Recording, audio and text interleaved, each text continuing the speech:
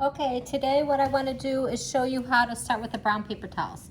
So make sure that you have 2 coats of newspaper on it before we begin, and that you've got completely covered and that you have no tape still showing through, and that all those little pieces are nice and flat.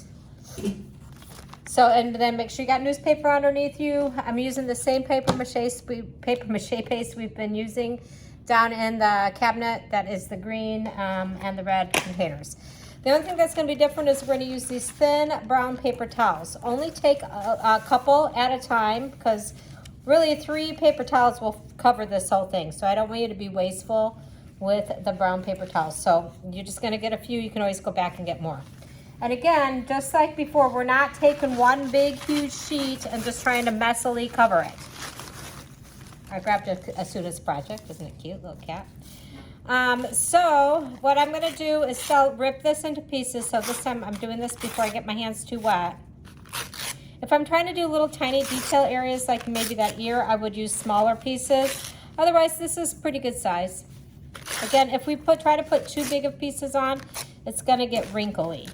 The reason we're using this brown paper towel is because it goes on nice and smooth, and it'll make it a nice smooth surface for painting. It'll also allow us to paint it without these words keep coming through. If we didn't do this, we'd have to give each color like 4 coats of paint. We don't want you to have to do that. So the first thing I'm going to do is take a little bit of paste on my hands, and then instead of putting the paste on this time, I'm going to put the paste on the project, get it wet.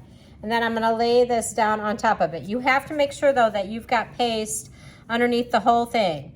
And I laid this down dry. You want to get it flat. Now, I'm going to take paste on the top of it. So as I put the paste on the top of it, I'm getting everything down really well, nice and smooth. And I don't know if you can see this, but as I do this, I can see it turning transparent. And I can read that newspaper underneath it. It will dry this color, so you won't see that later. But that's what I'm talking about, like how you would see the paint through it. So I got that nice and flat. Now I'm gonna put the paste directly on the project, which is different than what we've been doing. Lay this down as it's dry, and then put paste on the top of it. Trying to get it nice and flat, trying to get all those edges down flat, and you can kind of see how it's turning transparent. If it turns transparent, you know it's right. If it doesn't turn transparent, like if I try to just put this down like here with it dry and I put paste on the top of it, it's not going to stick because there's nothing. See how it just won't stick because there's nothing underneath it. You can keep trying. I mean, eventually it'll go through the paper, but it's still not going to stick very well because there's nothing underneath it. So you get it wet. Make sure you've got it everywhere where you're going to put it. Make sure like you're using a small enough piece where you got it completely covered. It's all right to overlap another piece because the more coats you put on it, really the stronger it's going to be. And then I'm putting the paste on it to make sure it's nice and flat. Now if I was doing the little ear up here, I might take a smaller piece. Again, I'm going to get it wet.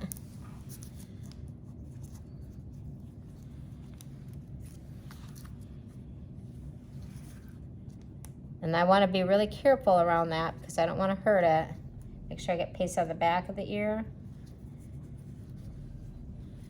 And then again, if we can get a piece going across from where you attach it, that'll strengthen it up. These eyes, you want to get that piece. If I put a piece in there, I'd want to get that so I don't lose that detail of that eyelid. So once you get the whole thing covered, then we're going to let it dry, and then you'll be able to paint. Have fun.